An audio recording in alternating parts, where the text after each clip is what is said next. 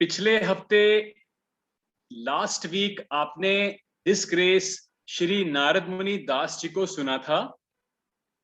और जैसा कि मैंने आपको बताया था कि श्री नारद मुनि दास जी डिस्ग्रेस मुरली मोहन दास जी के सुपुत्र हैं और उनका लास्ट वीक आपने श्रवण किया था। 6 चैप्टर को ही उन्होंने कंटिन्यू किया था और पिछले हफ्ते उन्होंने कार्तिक मास और दामोदर लीला से भी उसको कनेक्ट करके आपको श्रवण करवाया था।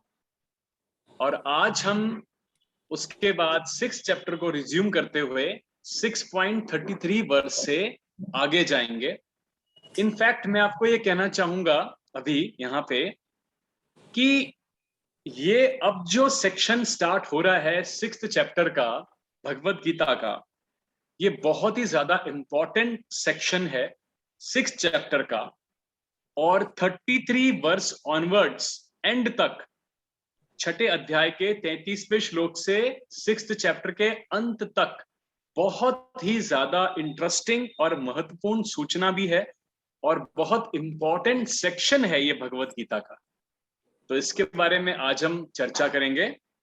तो मेरी आप सबसे रिक्वेस्ट है कि आप अपना भगवत गीता आपके सामने खोल लीजिए और 6th चैप्टर ओपन करके वर्स नंबर 33 आप ओपन कर लीजिए। 6.33। और जैसा मैंने आपको बताया, ये बहुत इंपॉर्टेंट सेक्शन है और बहुत ध्यान से आप श्रवण कीजिएगा, क्योंकि आने वाले जो श्लोकास हैं, वैसे हम आज पूरा अध्याय तो समाप्त नहीं कर पाएंगे, लेकिन आने वाले जितने भी श्लोकास हैं इस सेक्शन के, वो बहुत ही ज्यादा महत्वपूर्ण हैं।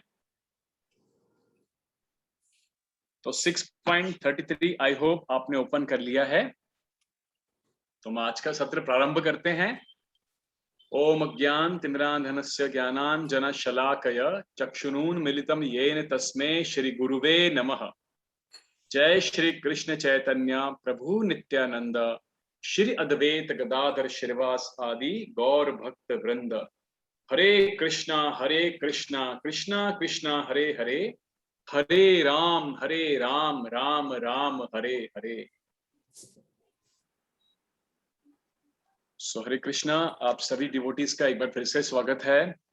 और Bhagavad Gita 6th chapter 33rd verse.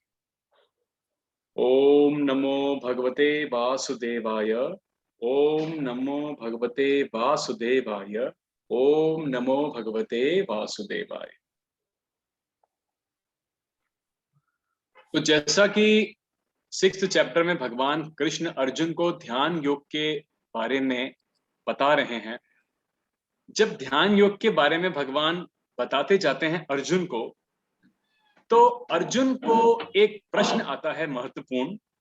और अर्जुन उनकी ये सारी बात सुनने के बाद उनसे ये कहते हैं 33वें श्लोक में, ये देखिए, अर्जुन उवाच, अर्जुन ने कहा, यो अयम योगस्त्वया प्रोक्तः साम्येन मधुसूदन एतस्याहं न पश्यामि चंचलत्वा स्थितिम स्थिराम। बहुत ध्यान से सुनिएगा।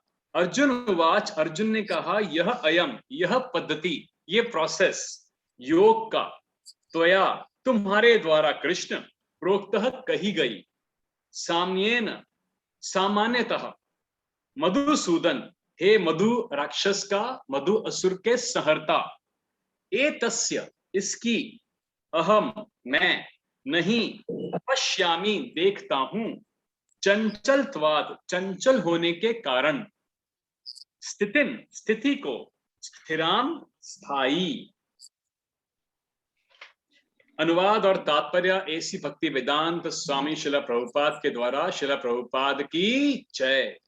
तो अर्जुन कहते हैं, हे मधुसूदन, आपने जिस योग पद्धति का संक्षेप में वर्णन किया है, वह मेरे लिए प्रैक्टिकल नहीं है, अव्यावहारिक है, प्रैक्टिकल नहीं है और असहनीय भी है। मुझे ये बात समझ में नहीं आ रही और मुझे ये बात इम्प्रैक्टिकल लग रही है, क्योंकि मेरा जो माइंड है, मन जो है, वो बहुत चंचल और अस्थिर है। अस्थिर और क्या है? चंचल है। अब आने वाले श्लोक बहुत महत्वपूर्ण है, उसके पहले एक बात हम दोबारा समझते हैं कि exactly what is Krishna consciousness. हमें प्रभुपाद ने क्या क्या करने को कहा है कृष्णा कॉन्शियसनेस में। तो आप सभी लोग जानते हैं कि कृष्णा कॉन्शियसनेस में श्रील प्रभुपाद ने हमें अपना मन, अपनी चेतना को भगवान में लगाने के लिए कहा है कृष्णा कॉन्शियसनेस। मतलब जब हम अपना मन, अपना माइंड कृष्ण के विचारों में, कृष्ण की सेवा में या कृष्ण से संबंधित किसी भी कार्य में जब करते हैं जिसमें हमें कृष्ण का स्मरण होता है, दैट इज कृष्णा कॉन्शियसनेस। तो पूरी जो प्रोसेस है वो यही प्रोसेस है कि अल्टीमेटली मन हमारा स्थिर करके हम भगवान कृष्ण में लगा सकें और थोड़ा सा नमक अपने डालना, माइंड को डबटेल कर सकें और अपने इस अस्थिर माइंड को भगवान की सेवा में लगा सकें। ठीक है, ये कृष्ण कॉन्शियसनेस हुआ।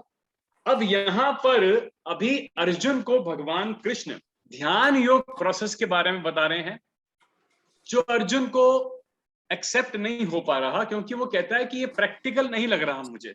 अर्जुन क्या कहते हैं कि ये मुझे प्रैक्टिकल नहीं लग रहा क्योंकि मेरा जो माइंड है वो इतना एगिटेटेड है, इतना चंचल है कि मैं इस योग पद्धति को जो आप बता रहे हैं ध्यान योग की, इसको करना मेरे लिए संभव, मेरे लिए तो क्या किसी के लिए भी ये संभव नहीं है।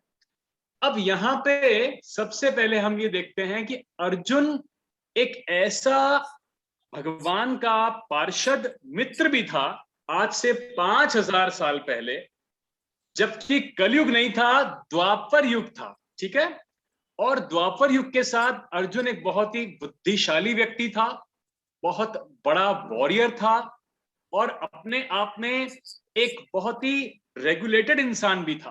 तो हम मतलब अर्जुन हमसे कई हजार गुना श्रेष्ठ हैं ही, और द्वापर युग के अंदर उनको ये लग रहा था अर्जुन को कि जो ध्यान योग की पद्धति भगवान कृष्ण ये 6ठे अध्याय में बता रहे हैं ये प्रैक्टिकल नहीं लग रही उनको।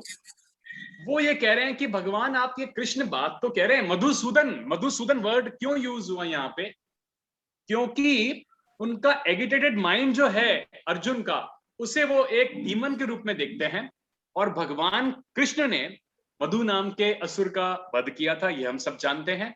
इसीलिए मधुसूदन कि आप मेरे इस डीमन नाम के एगिटेटेड जो मेरा माइंड है उसको उसको उसको अगर आप मुझे समझा सकें कि मैं कैसे इसको प्रैक्टिकली कर सकता हूं, तो मैं ये समझूंगा कि ये योग पद्धति एक्सेप्टेबल है, अदरवाइज मुझे ये इम्प्रैक्टिकल लग रही है।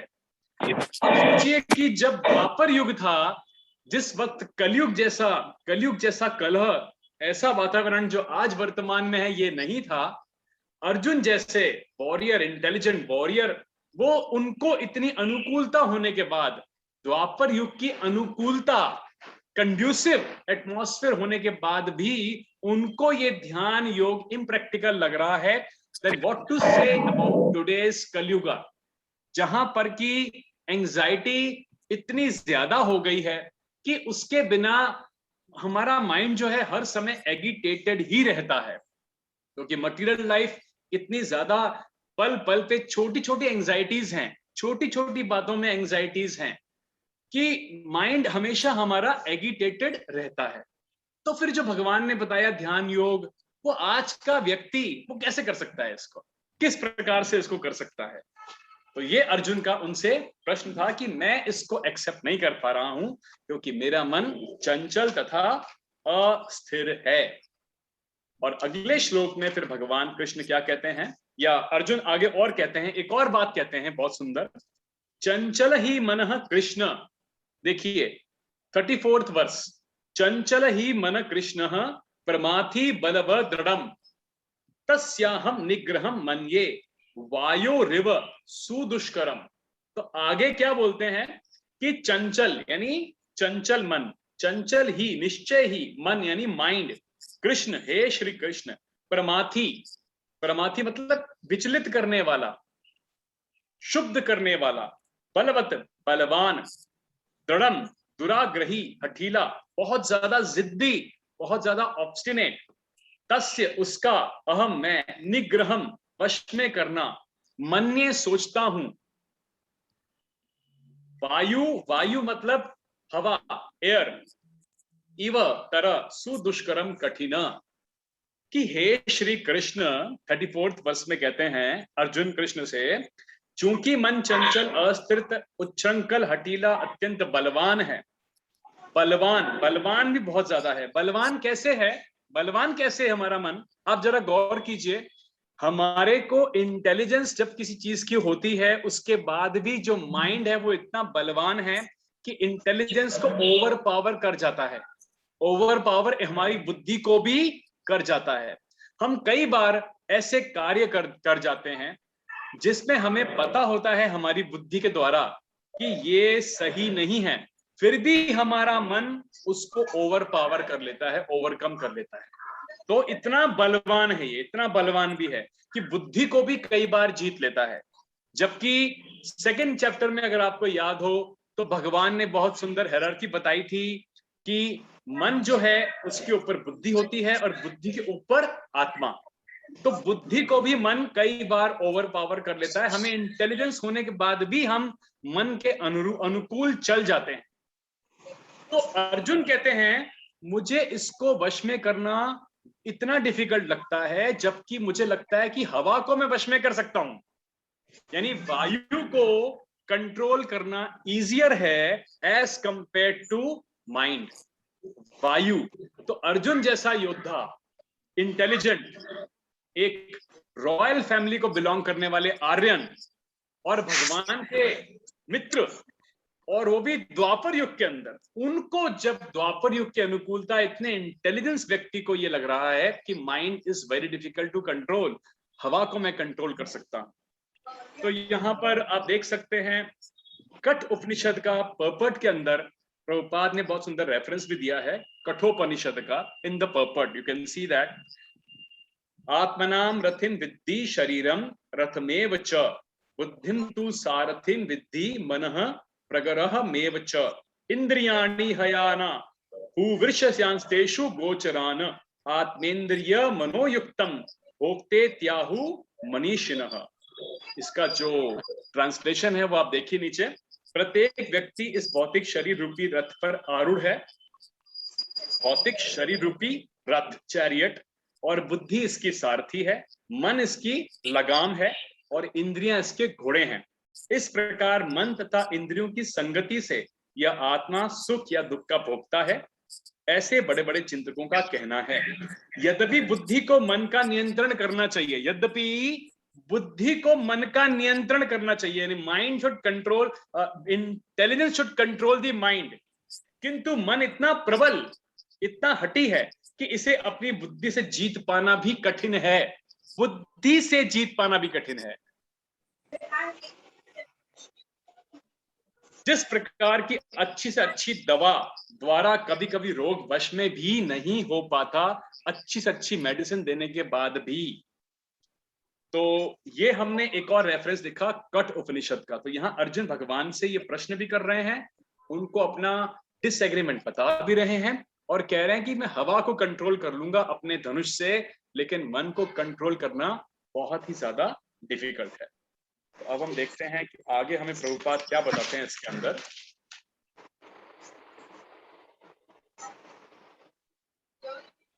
तो प्रभुपाद ने हमें इसी संबंध में ये बताया कि माइंड को हम कंट्रोल करने का जितना भी प्रयास कर लें, हम अपने किसी भी कार्य से उसको कंट्रोल नहीं कर सकते, उसका एंगेजमेंट बदल सकते हैं, उसको डिफरेंट एंगेजमेंट दे सकते हैं। और इस युग के लिए सबसे अच्छा एंगेजमेंट किसने दिया हमें? भगवान श्री कृष्ण चैतन्य महाप्रभु ने, जो कि आप देख सकते हैं इस पर्पट के अंदर, हरे कृष्ण महामंत्र का कीर्तन, जिससे कि हम अपने माइंड को, okay I will just mute everybody, just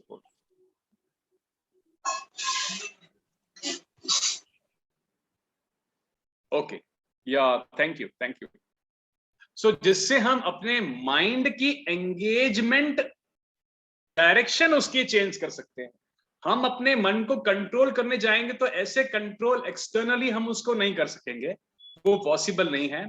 मन को अगर हम चाहते हैं कि मन को हम रेगुलेट रखें या हम उसको रेगुलेशन में रखें, तो इस पर्पट में प्रभुपाद ने बताया है कि हरे कृष्ण महामंत्र का कीर्तन जब हम करते हैं तो आप देखिए हमारा मन धीरे धीरे रेगुलेशन में आने लगता है। आज धीरे धीरे हम सभी, आपने बहुत भक्त प्याज लहसुन खाते खाते छोड़ चुके हैं, आप में से बहुत सारे भक्त कई प्रकार का नशा इत्यादि छोड़ चुके हैं, आप में से बहुत सारे भक्त, हम सभी लोग कई प्रकार का जो खाद्य पदार्थ होते हैं, मांसाहार इत्यादि, वो हम छोड़ चुके हैं। तो ग्रेजुअली जब हम कृष्णा कॉन्शियस एक्टिविटी के अंदर हरे कृष्ण महामंत्र का जप शुरू करते हैं तो ऑटोमेटिकली धीरे धीरे हमारा मन जो है कई प्रकार की वस्तुओं से उसका वैराग्य होना शुरू हो जाता है। तो यहां पर प्रभुपाद ने बताया। अब देखिए भगवान आगे क्या कहते हैं अर्जुन के इस रिस्पॉन्स में, इस प्रश्न के उत्तर में। तो श्री भगवान उवाच, वर्स नंबर 35, सबसे पहले वर्ड क्या बोला भगवान ने? असंशयम, नो डाउट, इसमें कोई संशय नहीं। महाबाहो मनो दुर्निग्रहम चलम, अभ्यासेन तु कौन्तेय, अभ्यासेन तु कौन्तेय वैराग्येण च गृह्यते। श्री भगवान उवाच, श्री भगवान ने कहा असंशय मतलब हाँ निसंदेह, इसमें कोई डाउट नहीं है। महाबाहो, हे बलिष्ठ भुजाओं वाले, मन यानी माइंड को, दुर्निग्रहम, इसको दमन करना कठिन है। भगवान खुद एक्सेप्ट कर रहे हैं। ऐसा नहीं है कि भगवान अर्जुन को की बात को एक्सेप्ट नहीं कर रहे, उसको मना कर रहे हैं कि तुम तो मेरे शिष्य बन चुके हो, तुम मुझे कैसे कह सकते हो ये, या तुम तो मेरे मित्र हो, या ये जो मैंने तुम्हें बताया यही सही है। नहीं नहीं नहीं, भगवान उसकी उनकी बात को कह रहे हैं हाँ बिल्कुल ठीक है, असंशय, कोई डाउट नहीं है।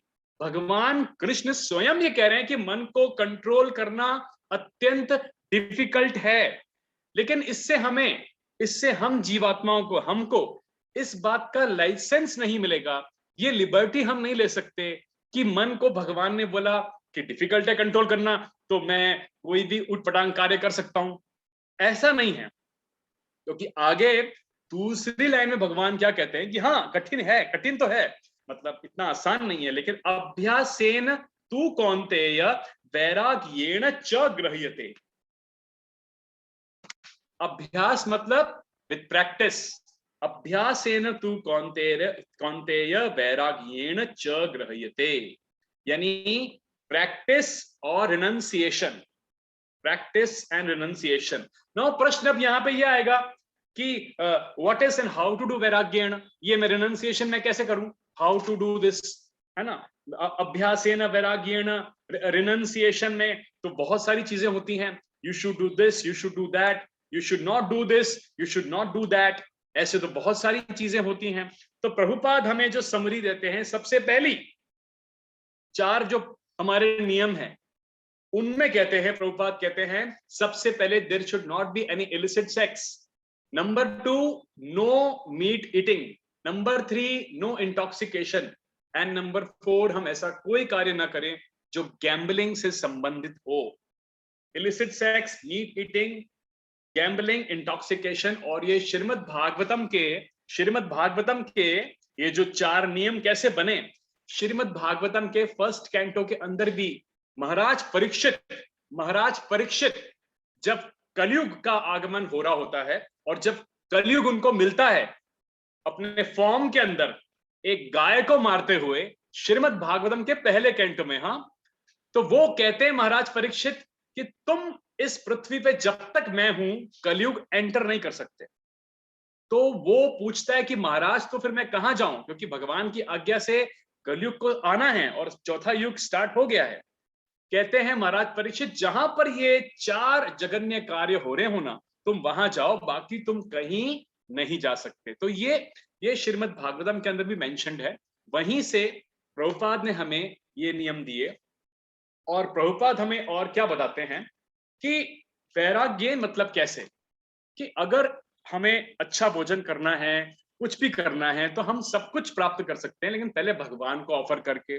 नो इलिसिट सेक्स के अंदर प्रभुपाद हमें बताते हैं कि किसी भी प्रकार का, इस प्रकार का जो रिलेशनशिप हो जाता है या जो भी ये कार्य है, इससे व्यक्ति का माइंड बहुत एगिटेट होता है। अगर व्यक्ति इंटॉक्सिकेशन करता है तो भी उसका माइंड बहुत ज्यादा वो एगिटेशन में जाता है। अगर व्यक्ति गैम्बलिंग करता है तो गैम्बलिंग के कार्यों में तो कई लोग, आपने सुना होगा, सुसाइड तक कर लेते हैं, कई प्रकार के गलत जघन्य अपराध कर जाते हैं।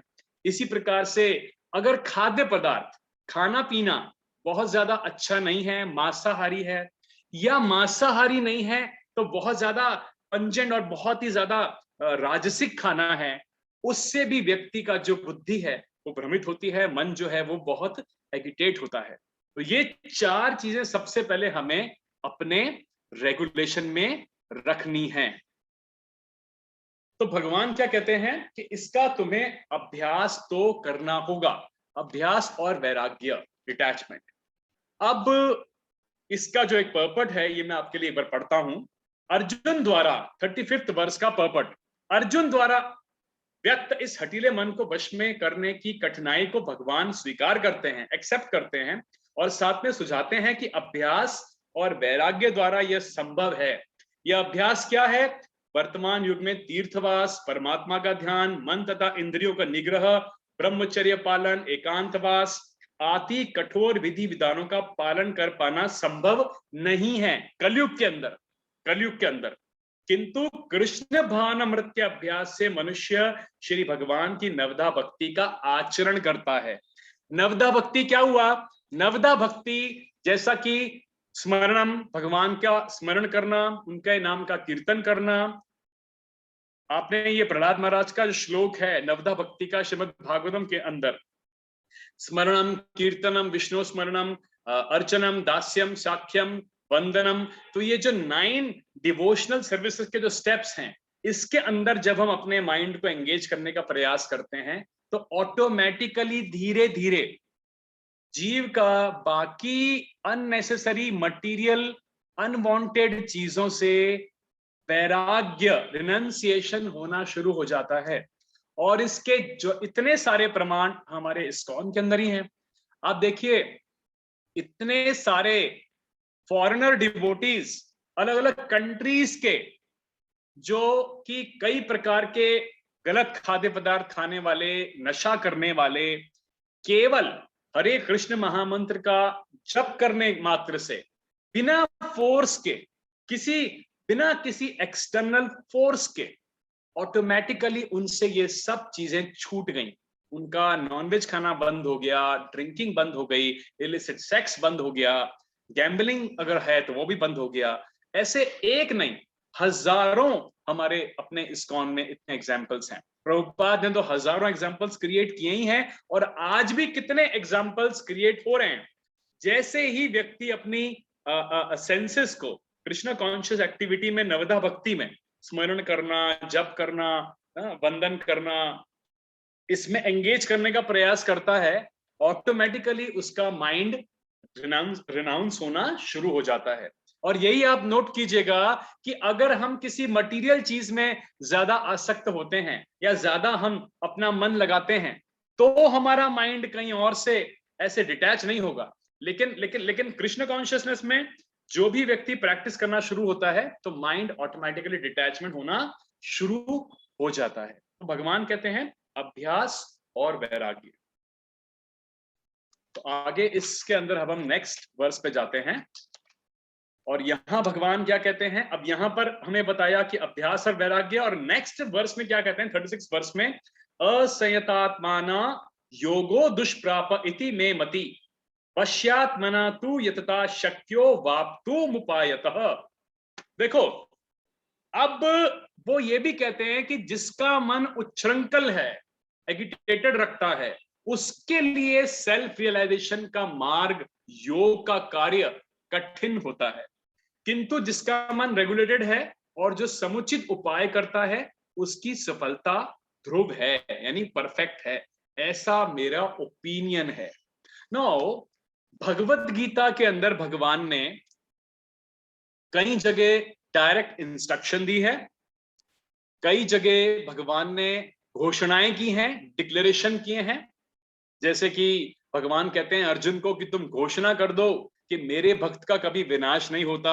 इस प्रकार से उन्होंने कई घोषणाएं की हैं, कई जगह डायरेक्ट इंस्ट्रक्शन दी हैं, कई जगह भगवान ने केवल एक बात अपनी ओपिनियन के रूप में कही है कि मेरा ऐसा मत है, आगे तुम जैसा ठीक समझो करो। तो यहां भगवान ने अपना मत दिया, मेरा ओपिनियन है। तो क्या ओपिनियन है? कि जिसका मन उच्छृंखल है, यानी जो अपने मन के अनुसार ही कार्य करना चाहता है, अगर मन उसको बोल रहा है कि वहां चले जाओ तो वहां जाऊंगा, इस ऐसा देखो, ये खा लो, वो कर लो, वो ही कार्य करना चाहता है, और अपने आप को अपनी इंद्रियों को एंगेज नहीं करना चाहता कृष्ण भावनामृत में, तो उसके लिए आत्म साक्षात्कार यानी मनुष्य जीवन के अंदर जो हमारा परम धर्म है, सेल्फ रियलाइजेशन, अंडरस्टैंडिंग कृष्णा, उसका मार्ग कठिन हो जाता है, और जो संयमित करता है उसके लिए मार्ग सुगम हो जाता है। तो श्री भगवान यहाँ पर ये चीज बताते हैं क्लियर कट अर्जुन को कि दोनों चीजों का क्या नुकसान और फायदा भी है। और अभ्यास और वैराग्य यानी प्रैक्टिस एंड डिटैचमेंट, आज हम सभी का भौतिक जगत में होने का कारण ही हमारा माइंड है। हमारा माइंड की वजह से हम आज इस भौतिक जगत के अंदर हैं, हमारे माइंड की वजह से, क्योंकि हम अपने मन के अनुकूल अनुरूप ही कार्य करते आ रहे हैं कई जन्म जन्मांतरों से। धीरे धीरे हमने कुछ अच्छे कर्म किए होंगे, धीरे धीरे हमने कुछ थोड़ी बहुत भक्ति की होगी, तो आज इस वक्त हम सुकृति और इकट्ठी कर रहे हैं। ये भगवत गीता की कक्षाओं में आकर के सुकृति हमारे अकाउंट में डिपॉजिट हो रही है, तो शायद उससे हमारा अगला चरण और बेहतर होगा या और अच्छी भक्ति हम कर पाएंगे। लेकिन अल्टीमेटली कोई भी जीवात्मा मटेरियल वर्ल्ड में अपने माइंड की वजह से यानी हमारे मन की वजह से हम यहां पर हैं। अब now let's move to verse number 37। Arjun एक और भगवान से प्रश्न करते हैं, बहुत इंपॉर्टेंट प्रश्न है, ये बहुत इंपॉर्टेंट है वर्सेस जो अभी 8-10 चलने वाले हैं। अयति श्रद्धयोपेतो, अयति श्रद्धय उपेतः योगात चलित मानसः अप्राप्य योग संस्विद्धिम काम गतिम कृष्ण गच्छति। देखो अभी भगवान को उन्होंने पूछा, भाई मेरे को ये ध्यान योग समझ में नहीं आता। भगवान ने कहा भाई ध्यान योग जो है मैं समझा क्योंकि मन बहुत एगिटेटेड है, आई एग्री विद यू, मन को कंट्रोल नहीं कर सकते, लेकिन अभ्यास और वैराग्य से ही उसको आप रेगुलेट कर सकते हो, और मेरे कृष्ण कॉन्शियस एक्टिविटी में एंगेज करना पड़ेगा, ऐसे कंट्रोल नहीं होगा। अब उन्होंने अगला प्रश्न क्या पूछा? अर्जुन कहते हैं हे श्री कृष्ण, तो फिर जो योगी सेल्फ रियलाइजेशन के पथ पे जा रहा है, ठीक है, मन को रेगुलेट करने का प्रयास कर रहा है, हाँ समझो बात, ये बहुत अच्छा है, उस असफल योगी की गति क्या है? असफल योगी जो प्रारंभ में इनिशियली श्रद्धा पूर्वक आत्म साक्षात्कार के प्रोसेस को एक्सेप्ट करता है, किंतु बाद में मन के वजह से भौतिकता के कारण विचलित हो जाता है और योग सिद्धि को प्राप्त नहीं कर पाता। यानी जिसने प्रारंभ कर दिया कृष्ण कॉन्शियस एक्टिविटी, हाँ कृष्ण कॉन्शियस एक्टिविटी जो है उसने मार्ग पकड़ भी लिया और उस पर चल भी रहा है और चल करके आगे बढ़ने का प्रयास कर रहा है, पर संग गलत हो गया या भौतिक मटेरियलिज्म की वजह से या किसी और कारण की वजह से अगर वो योगी का फॉल डाउन हो जाता है, आप समझे बात को मेरी, वो योगी आत्म साक्षात्कार के पद से गिर जाता है, डिटैच हो गया, छूट गया कृष्ण कॉन्शियसनेस, ये माला उसकी बंद हो गई और वैसे ही पहले जैसा हो गया। अगर ऐसा कोई हो जाता है तो उसकी क्या गति है जो योग सिद्धि को प्राप्त नहीं कर पाया? तो यहां पर ये प्रश्न और अब आने वाले उत्तर के अंदर आप देखो कि एक और बात वो भगवान को कहते हैं वर्स नंबर 38 में, मैं चाहता हूं कि ये जितना ज्यादा आपको मैं बता सकूं। कंचित न उभय विभ्रष्टः छिन्न अभ्रम इव नश्यति अप्रतिष्ठिः महाबाहो विमूढ़ः ब्रह्मणः पथि। तो हे महाबाहो श्री कृष्ण, क्या ब्रह्म प्राप्ति, ब्रह्म मतलब भगवान की प्राप्ति, सेल्फ रियलाइजेशन, ठीक है, ब्रह्म प्राप्ति के मार्ग से भ्रष्ट ऐसा व्यक्ति आध्यात्मिक तथा भौतिक दोनों ही सफलताओं से च्युत, च्युत मतलब फॉल डाउन नहीं हो जाता, और छिन्न भिन्न क्लाउड की तरह है? जैसे आकाश में कभी कभी बहुत सारे बादल आए और बादल छोटे बड़े हैं और बादलों ने वर्षा नहीं करी, अचानक से बहुत तेज हवा आई और छोटा बादल कभी कभी बड़े बादलों में मिल नहीं पाया और ऐसे ही हवा से कहीं ड्रैग हो गया और अकेला आकाश में कहीं चला गया। ना तो बारिश गिराई उसने और ना वो बादलों के समूह में मिल पाया, तो छिन्न भिन्न हो गया। तो ऐसा असफल व्यक्ति छिन्न भिन्न बादल की तरह विनष्ट नहीं हो जाता, जिसके फलस्वरूप उसके लिए किसी लोक में कोई स्थान नहीं रहता, है ना। तो ब्रह्म प्राप्ति के मार्ग पे एक व्यक्ति चल रहा है और वो व्यक्ति किसी भी कारण की वजह से भ्रष्ट हो गया। ब्रह्म प्राप्ति का प्रयास उसने किया, उसने थोड़ा प्रयास किया, लेकिन आगे जाके कुछ कारण हो गया और भ्रष्ट हो गया। तो ऐसा व्यक्ति न तो ठीक से भौतिकता में जा पाया, ना ठीक से आध्यात्मिक मार्ग में जा पाया, वो तो ऐसे उसका फॉल डाउन हो गया। तो ऐसा जीवात्मा उसका क्या होता है? क्या वो इस प्रकार से ऐसा तो नहीं होता कि किसी लोक में कोई स्थान नहीं और मतलब भ्रष्ट हो गया, गिर गया, फॉल डाउन हो गया, और उसने मतलब जो है उस आत्मा का अल्टीमेटली होता क्या है? तो यहां पर इसका पॉपट पढ़ता हूं पहले मैं। उन्नति के दो मार्ग हैं, उन्नति के दो मार्ग बताए हैं जो प्रभुपाद लिखते हैं पॉपट में। आप देखो, भौतिकवादी व्यक्तियों की अध्यात्म में कोई रुचि नहीं होती, जो मटेरियलिस्ट होते हैं उनका आध्यात्मिक बातों में रुचि नहीं होती। वे आर्थिक विकास द्वारा भौतिक प्रगति में बहुत इंटरेस्ट लेते हैं या फिर समुचित कार्य द्वारा उच्चतर लोगों को प्राप्त करने में रुचि लगते हैं। तो भौतिक कार्य के अंदर भी, भौतिकवादियों में भी दो तरह की श्रेणियां हैं। एक तो जो बिल्कुल आध्यात्मिक में कोई रुचि नहीं रखते, एक तो वो हुए।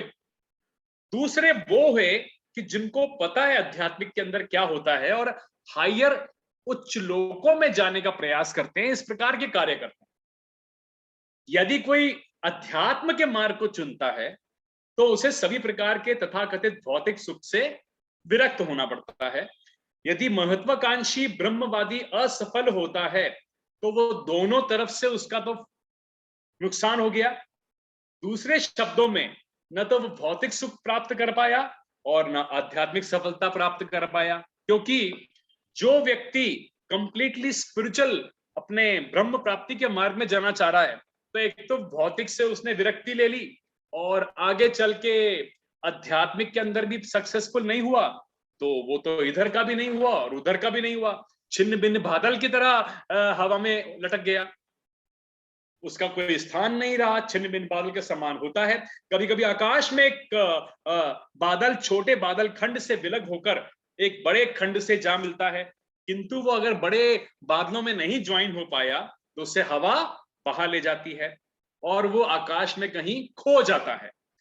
तो ब्रह्मणः पथि, ब्रह्म साक्षात्कार का मार्ग है जो अपने आप को परमेश्वर का अभिन्न अंश जान लेने पर प्राप्त होता है। तो यहां पर भगवान श्री कृष्ण परम सत्य के पूर्ण प्राकट्य हैं, अतः जो परम पुरुष भगवान की शरण में जाता है वही सफल योगी है। ब्रह्म तथा परमात्मा साक्षात्कार के माध्यम से जीवन के इस लक्ष्य तक पहुंचने में अनेक अनेक जन्म लग जाते हैं। देखो, अरे हरि बोल। ब्रह्म तथा परमात्मा साक्षात्कार के माध्यम से जीवन के इस लक्ष्य तक पहुंचने में बहुनाम जन्मनाम अंते, अतः दिव्य साक्षात्कार का सर्वश्रेष्ठ मार्ग भक्ति योग या कृष्ण भावनामृत की प्रत्यक्ष विधि है, डिवोशनल सर्विस। आगे भगवान क्या कहते हैं ये देखिए, एतन्ने संशयम कृष्ण छेतुम अर्हसि अशेषतः त्वत् अन्य संशस्य अस्य छेता न ही उपपद्यते। अच्छा, ये अर्जुन कहते हैं, हे श्री कृष्ण, यही मेरा संदेह है कि मैं आपसे ये चाहता हूं कि मुझे आप इसको दूर कीजिए, आपके अलावा इसे कोई नहीं दूर कर सकता जो इस संदेह को नष्ट कर सके। क्योंकि भगवान, जैसा प्रभुपाद लिखते हैं, भूत वर्तमान भविष्य को जानने वाले हैं। और भगवत गीता के प्रारंभ में भगवान ने कहा था कि अर्जुन को कहा था कि अर्जुन, तुम्हारे कई जन्म हो चुके हैं, मैं भी बहुत समय से यही हूं, कई अलग अलग रूपों में आ चुका हूं, तुमको वो सब स्मरण नहीं है पर मुझको उन सबका स्मरण है। इसलिए अर्जुन उनसे पूछते हैं कि आप ही मुझे बताइए, आपके अलावा कोई और इसका उत्तर मुझे नहीं दे पाएगा। तो श्री भगवान उवाच 40th वर्ष, अब भगवान क्या कहते हैं, पार्थ नेवेह नामुत्र विनाशस्तस्य विद्यते नहीं कल्याण कृत कश्चित् दुर्गतिम तात गच्छति। तो अभी देखिए कितनी अच्छी बात है।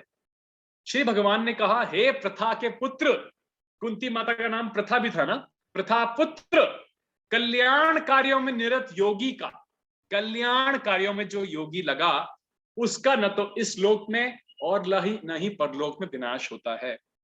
हे मित्र, भलाई करने वाला कभी बुराई से पराजित नहीं होता। यानी कि जिसने कोई अच्छे कार्य किए हैं अपने जीवन में, कल्याणकारी कार्य किए हैं, और तुम पूछ रहे हो कि आगे चल के वो व्यक्ति किसी कारण की वजह से पथभ्रष्ट हो गया, तो लेकिन ऐसा जो जीवात्मा है उसका विनाश नहीं होने देते भगवान, न इस लोक में न किसी और लोक। विनाश नहीं होने देने का मतलब यहाँ पर ये है कि वो ऐसा नहीं होगा कि उस जीवात्मा ने जो भी प्रयास किया वो सब खत्म हो गया, उसने जो भी ब्रह्म प्राप्ति के मार्ग में कार्य किया वो सब खत्म हो गया। जैसे मान लीजिए एक स्टूडेंट है मेडिकल का, डॉक्टर बनने के लिए एमबीबीएस करना है 5 साल का, फिर उसके बाद 2-3 साल के लिए एमडी करना है, उसके बाद डीएम करते हैं, 8-10 साल पढ़ाई करते हैं। अब मान लीजिए 2 साल के एमबीबीएस के बाद या 3 साल के एमबीबीएस के बाद कॉलेज में उस स्टूडेंट के साथ कोई दुर्घटना हो गई, कोई बात हो गई जिसके वजह से वो ड्रॉप आउट हो गया, कॉलेज छोड़ दिया उसने, और कॉलेज छोड़ करके उसका एमबीबीएस बीच में अधूरा रह गया। तो अब जब वो दोबारा से कभी वापस प्रयास करेगा तो उसको वापस से शुरुआत करनी पड़ेगी।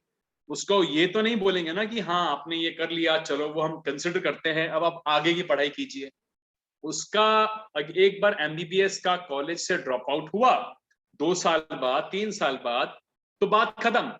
अब वो कभी डॉक्टर नहीं बनेगा, चाहे वो 2 साल उसने पढ़ाई करी, उसको हम डॉक्टर नहीं कह सकते।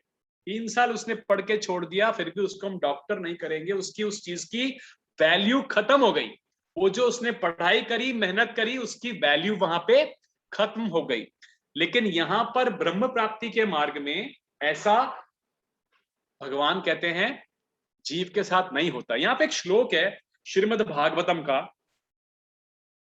1st कैंटो में 5th चैप्टर का 17th वर्स।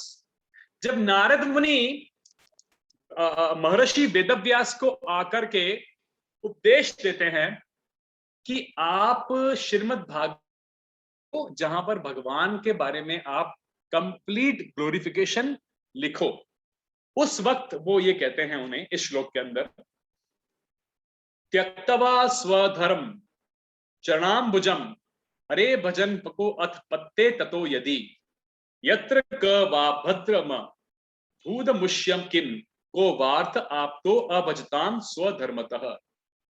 ये ट्रांसलेशन इसका नीचे लिखा है, यदि कोई समस्त भौतिक आशाओं को त्याग कर श्री भगवान की शरण में जाता है तो इसमें न तो कोई क्षति नहीं होती और न ही कोई पतन।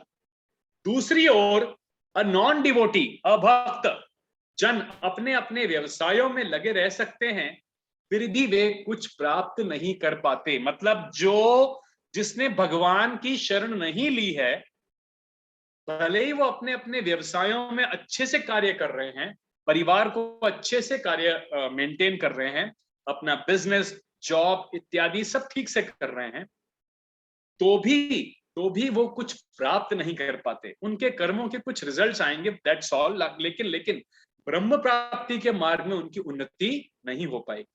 भौतिक लाभ के लिए अनेक शास्त्रीय तथा लौकिक कार्य है। जीवन में आध्यात्मिक उन्नति अर्थात कृष्ण भावनामृत के लिए योगी को समस्त भौतिक कार्यकलापों का परित्याग करना होता है। तो कोई ये तर्क कर सकता है कि यदि कृष्ण भावनामृत पूर्ण हो जाए तो इससे सर्वोच्च सिद्धि प्राप्त हो सकती है, किंतु यही सिद्धि प्राप्त न हो पाई तो भौतिक और अध्यात्म दोनों दृष्टियों से मनुष्य को क्षति पहुंचती है। तो कहने का मतलब ये, नारद मुनि ने यहां पर यह बताया कि जो भी व्यक्ति अगर मान लीजिए अपने किसी कार्य को कर रहा है, भौतिक कार्य को, पर उसमें बहुत सक्सेसफुल नहीं हो पा रहा है या बहुत ठीक से नहीं कर पा रहा है, लेकिन अगर ऐसा व्यक्ति भगवान की शरण में जाने का अच्छा प्रयास कर रहा है और भक्ति मार्ग पे चलने का अच्छा सिंसियर एफर्ट डाल रहा है, तो उसको आगे अगले जन्म के अंदर इसका क्रेडिट मिलने वाला है। हो सकता है वो इस वक्त बहुत अच्छी भक्ति नहीं कर पा रहा, लेकिन आगे बढ़ने का अच्छा प्रयास कर रहा है। लेकिन अगर ऐसा व्यक्ति जो बिल्कुल भगवान की शरण में नहीं है, हरि बोल, और केवल अपने व्यवसायिक कार्य को, भौतिक कार्य को सुचारू रूप से चला करके ठीक रखने का प्रयास कर रहा है, वो इतना बेनिफिटेड नहीं रहेगा। तो यहां जो 41 वर्ष है उसमें भगवान कहते हैं, प्राप्य पुण्य कृताम लोकानुषित्वा शाश्वती समा शुचीनाम श्रीमताम गेहे योग भ्रष्टो अभिजायते। असफल योगी जो ऐसे असफल हो गया, इसको पढ़िए, इसका ट्रांसलेशन, पवित्र आत्माओं के लोकों में अनेकानेक वर्षों तक भोग करने के उपचार के बाद सदाचारी पुरुषों के परिवार में या धनवान के कुल में जन्म लेता है।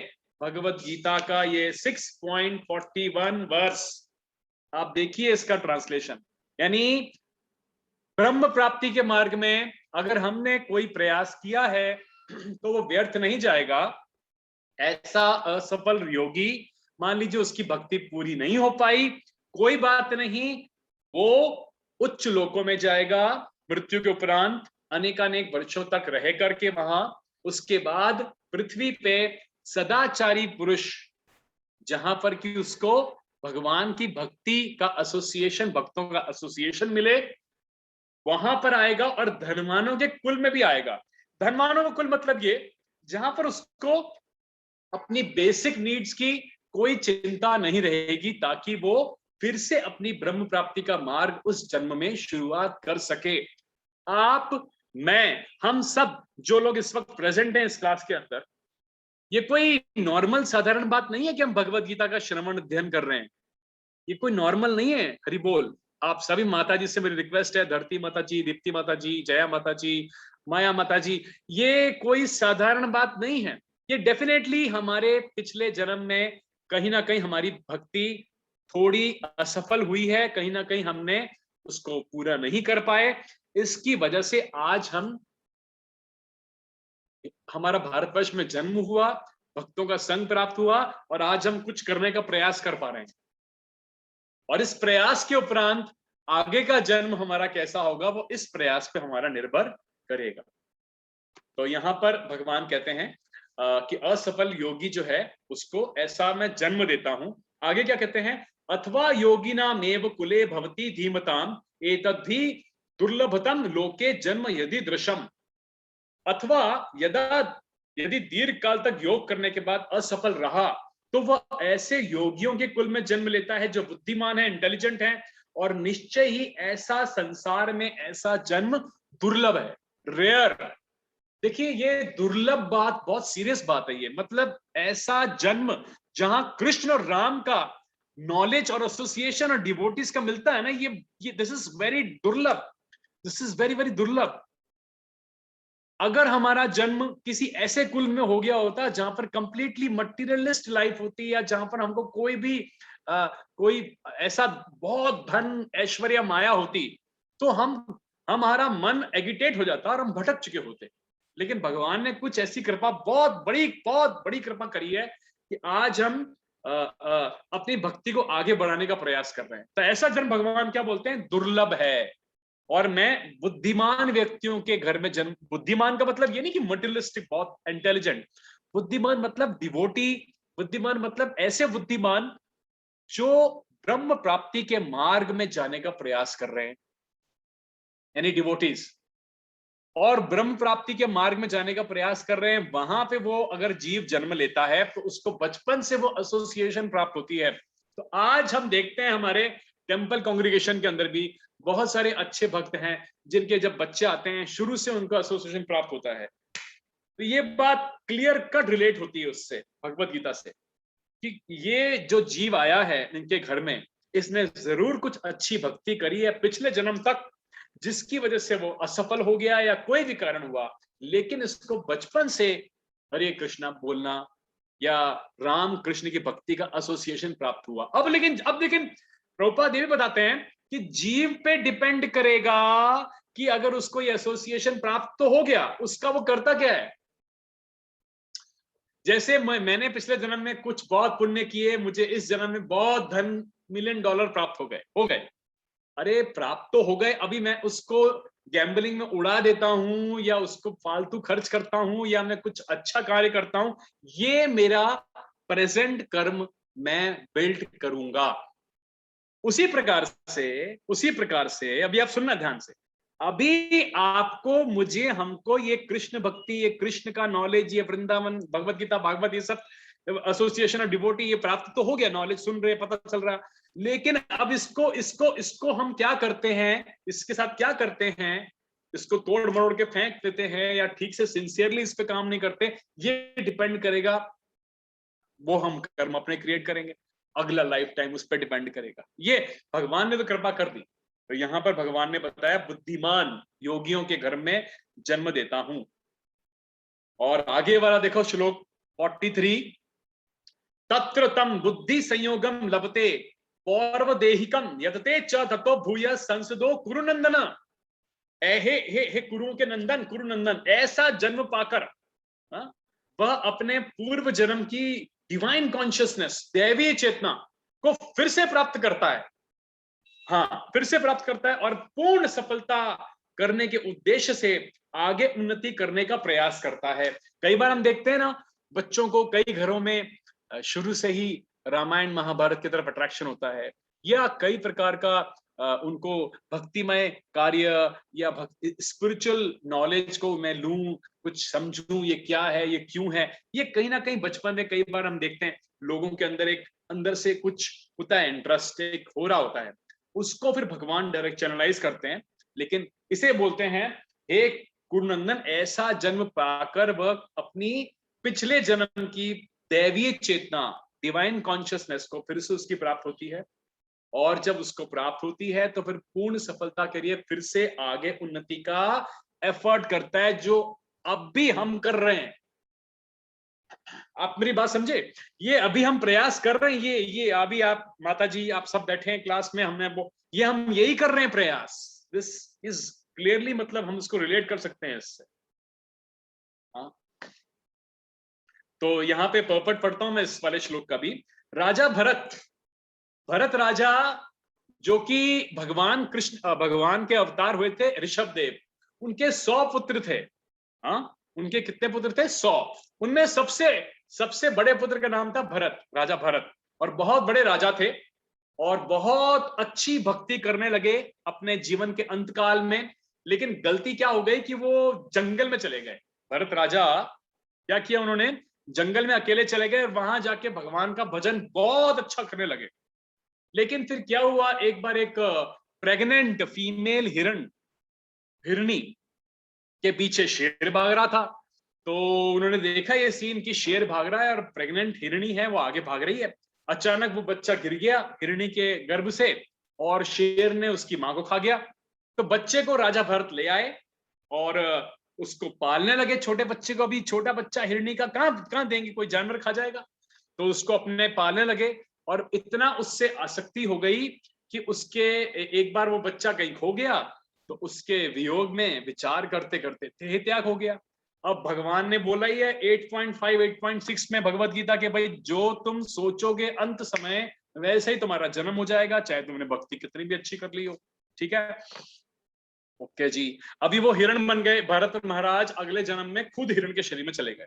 लेकिन यहाँ जो भगवान ने कहा कि वो अपनी देवी चेतना को याद रखता है, तो हिरण के शरीर में उनको ये रियलाइजेशन आ गया कि मैंने ये गलती कर दी कि मैंने अंत में अपनी कॉन्शियसनेस बिगाड़ ली थी, आसक्ति मैंने छोटे हिरण के बच्चे में कर ली, तो मेरा ये हो गई, ये जन्म मुझे प्राप्त हो गया। पर भगवान फिर से कृपा करते हैं कि अगला तीसरा जन्म उनको फिर से मनुष्य का मिलता है, और तब वो कहलाए जाते हैं जड़ भरत। जड़ मतलब कि उस जन्म में जब हिरण के बाद जब उनको मनुष्य जीवन प्राप्त होता है तो एकदम जड़ हो जाते हैं, मतलब मुझे अब दुनिया से कोई मतलब नहीं, मैं गलती कर चुका हूं, अब सब दुनिया जाए कहीं भी, मैं अपनी भगवान की भक्ति में एकदम रत रहूंगा। तो वो डिवाइन कॉन्शियसनेस उनको याद रहती है और वो प्रयास करते हैं भगवत धाम जाने का। ये श्रीमद् भागवत में ये बहुत डिटेल में इसका डिस्क्रिप्शन है। It's very good. ये हिस्ट्री में जो हुआ, जड़ भरत, महाराज भरत की कहानी है। और इससे हमें ये भी सीखने को मिलता है कि हमारी कॉन्शियसनेस कितनी इंपॉर्टेंट है। इसलिए प्रभुपाद कहते हैं कि लास्ट डेथ के टाइम पे कॉन्शियसनेस बहुत ज्यादा इंपॉर्टेंट है। That's why we call it Krishna consciousness. और 44th वर्स भी मैं एक बार आप ले लेते हैं हम, 44th वर्स भी। सो अपने पूर्व जन्म की देवी चेतना से वह न चाहते हुए भी स्वतः योग के नियमों की तरफ आकर्षित होता है। अपने पूर्व जन्म की कॉन्शियसनेस जो उसने कैरी करी ना, जो भक्ति करी, उसकी वजह से वो जीवात्मा अपने इस जन्म में ऑटोमेटिकली योग के नियम, भगवान के तरफ जाने के रास्ते की तरफ अट्रैक्ट होता है। ऐसा जिज्ञासु, उसमें अंदर वो आता है, जिज्ञासा आती है, शास्त्रों के अनुष्ठानों से परे स्थित होता है। तो अपने पूर्व जन्म की देवी चेतना से वह न चाहते हुए भी स्वतः योग के नियमों की तरफ अट्रैक्ट हो जाता है। ऐसे जिज्ञासु योगी, क्योंकि वो जिज्ञासु है, उसके अंदर एक अंदर से जानकारी लेने की भूख हो रही है, शास्त्रों के अनुष्ठानों से परे स्थित हो जाता है, क्योंकि वो भगवत प्राप्ति के मार्ग की तरफ सिंसियरली बढ़ना चाहता है। इसलिए शास्त्रों के अनुष्ठान जो कि स्वर्ग लोग या उच्च लोग प्रदान कर सकते हैं, उससे वो व्यक्ति परे हो जाता है। मेरे ख्याल से आज ओके 9 बज गई है। तो आज जो अभी हमने समझा इस इन श्लोकों से, उसको हम एक बार थोड़ा रिवाइज कर लेते हैं। 33 वर्ष के अंदर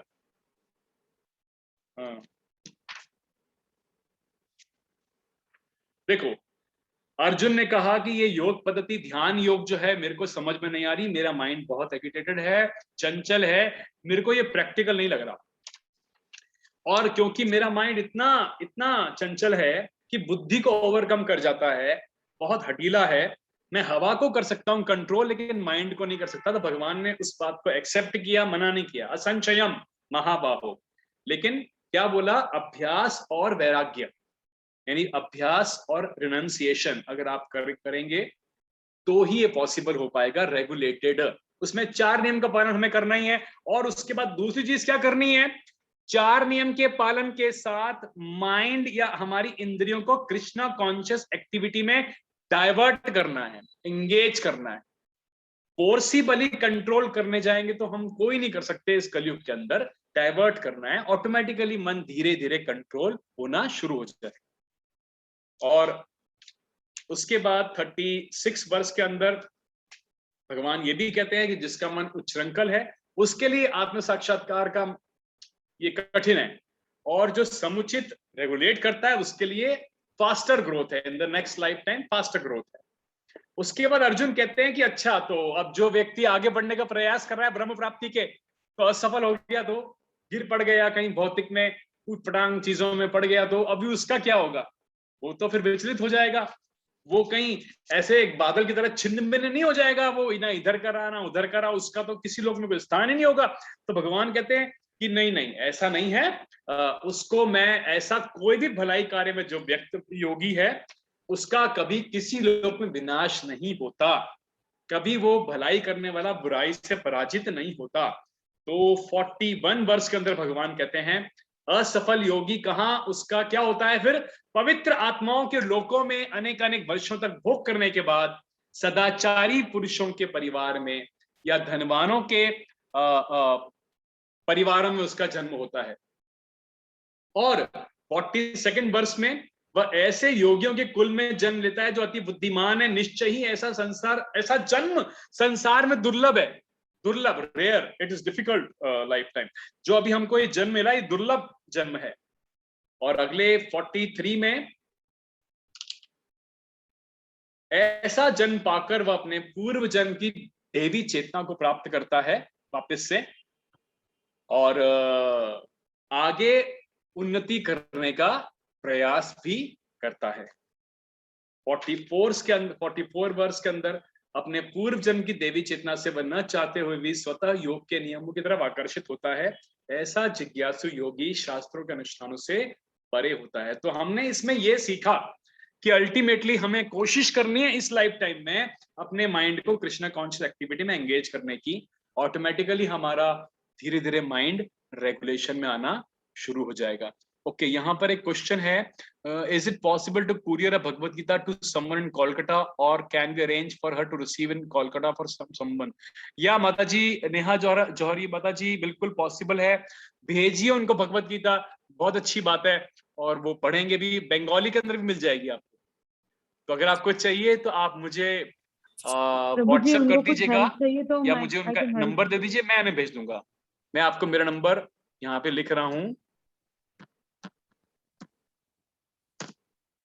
प्रभु जी, आई कैन आल्सो मैंने हेल्प टू सेंड। आपको मेरा नंबर दे दिया है माता जी, तो आप मुझे व्हाट्सएप कर दीजिएगा आपको किस लैंग्वेज में चाहिए। ओके,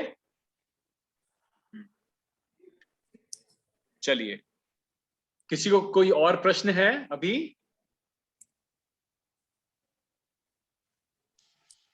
हरे कृष्णा प्रभु जी। ओके, चलिए, हाँ। थैंक यू वेरी मच, बहुत बहुत धन्यवाद आप सभी का। Thank you and Hare Krishna. Hare Krishna.